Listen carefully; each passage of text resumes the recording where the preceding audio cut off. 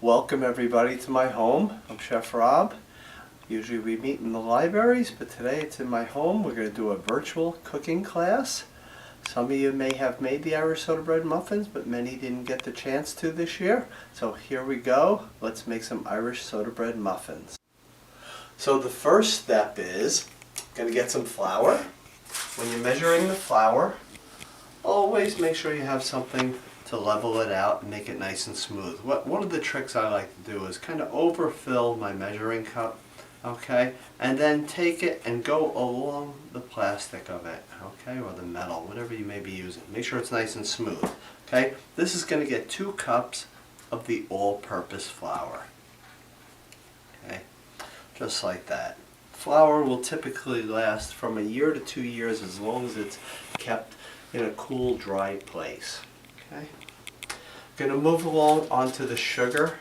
The sugar, when you store it, you don't want to have it next to onions or garlic because it will absorb the taste of that.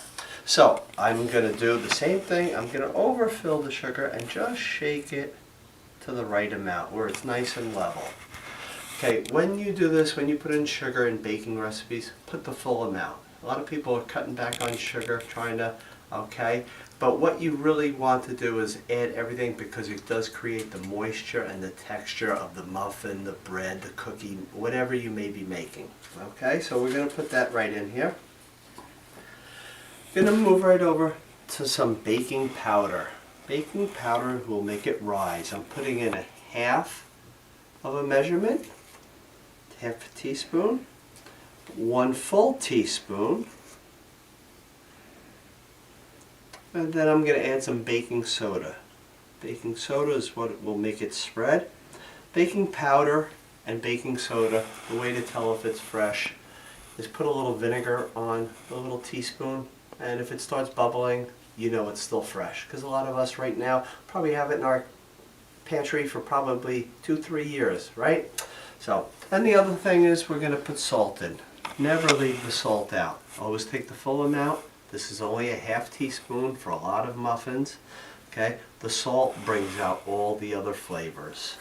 Okay, so with the mixing spoon, what I want to do is just mix this up really well.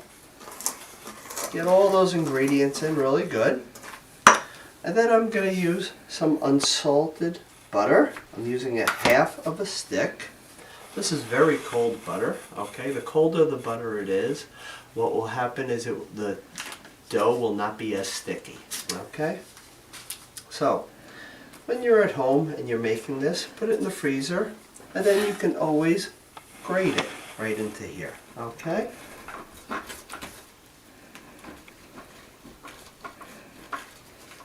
And it will come looking like almost like a shaved Parmesan cheese when you go in there, just like this.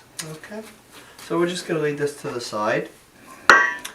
I'm going to take my hands now, and what I want to do is mix the butter and all the flour ingredients together. Okay, when you grate it like that, it goes a lot quicker. Sometimes we can dice it, okay, or you can cut the butter into it. Okay. Okay.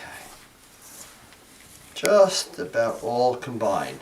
Now these muffins, they bake in a 375 oven for about 20 to 25 minutes. They will not spill over in your oven, okay? They will only rise higher, okay? So never worry because it's a very thick batter. Okay, if everybody can see how that looks right now, okay?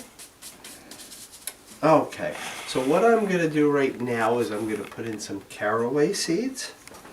Caraway seeds you always want to store in an airtight jar and keep away from sunlight. That will maximize the shelf life. Okay, and you can always store them in the refrigerator. Going to add some of the raisins. These are jumbo raisins. I'm putting in a half cup. So putting in the half cup, if you put more in, raisins into a baked good, it tastes so good. But if you put too many in there, they're very dry. So what it really does is it absorbs the moisture. So it will take away from it. So the more raisins you have in there, the less moist it will be. Okay, so be very careful with that. Okay, just give that a good toss. Okay. I'm gonna put in some buttermilk. Buttermilk that I bought from the store. You can make it yourself, and it's usually about 1 cup of the whole milk or the 2% milk, either one would be fine. And you could put 1 tablespoon of lemon juice or a tablespoon of vinegar in it. Let it sit 5 minutes, and what it does, it sours the milk. You could use that, but there is nothing like the store-bought because it is a lot thicker. Okay. Want to make sure it's a full cup. I don't want to go over or under. With baking, you want everything to be really exact. Just pour this in here. Okay. I'm just going to mix this up because what I want to do is I want to get rid of all the wet and all the dry ingredients. As soon as it is all mixed, I want to stop because over mixing batter can make it a little rubbery and almost like a little tough, the batter.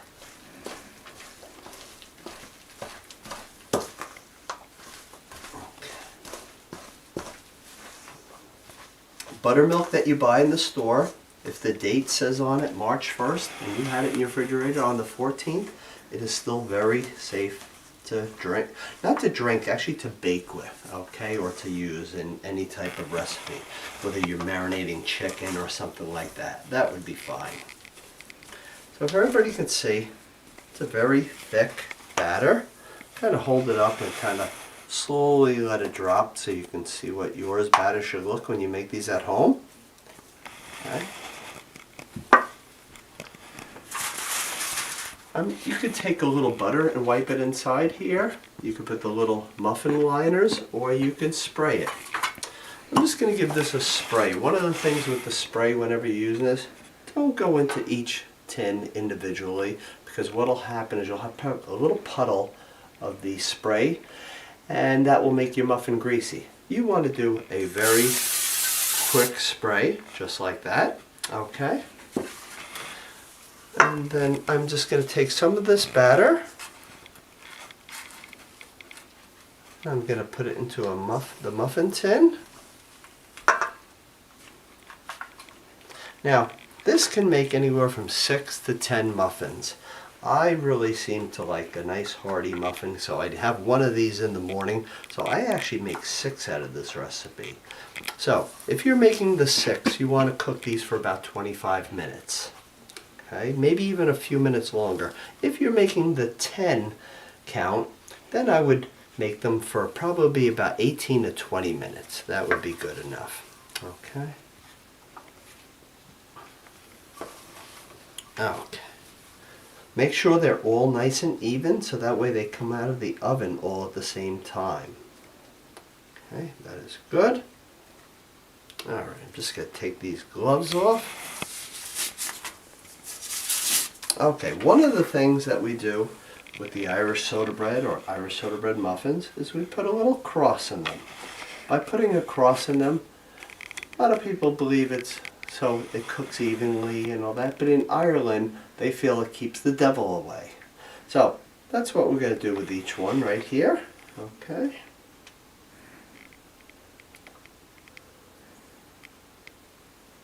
Do that to every one. Now, you could take these raisins that are on top and kind of sink them into the batter a little bit. The reason I say to do that is because if the heat from up above really gets those raisins, it can almost it burns the raisins and it can give it an awful taste. So, if you got a little knife, a little spoon, just kind of sink them into your batter, just like this. Okay. Now, when you're baking these in the oven, you're going to bake them towards the lower rack of the oven. You're going to take a sheet of aluminum foil and don't put it on top, but you want to put it on the rack above because all of the air will circulate around and make these nice and golden brown. So what I'm going to do at this point is I'm going to put these in the oven and come back in 20-25 minutes and we're going to see how they came out. Okay? So let's get ready.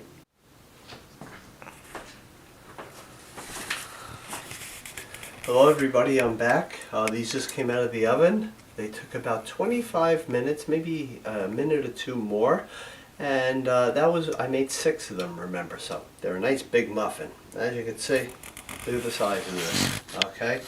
Beautiful. One of these is very satisfying for a snack, breakfast, anything like that. Can you make this for Irish soda bread?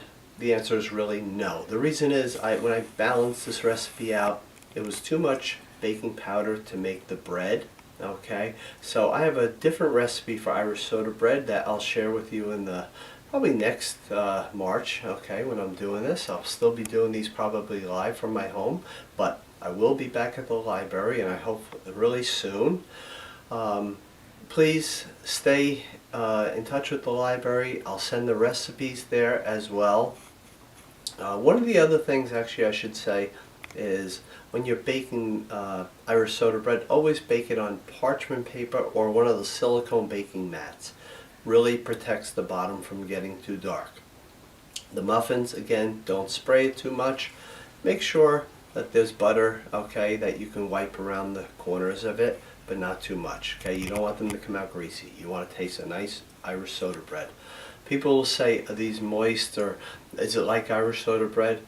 My answer to that is always, if you closed your eyes, you took a bite of this when it came out of the oven, you'd say it's the most delicious Irish soda bread I ever had in my life. Okay? And I hope you feel that way. So everybody, thank you for joining me in my home. Thank you for coming to my first class at home. And I will be doing this a lot more. Please stay tuned at your library. Thank you. Bye-bye.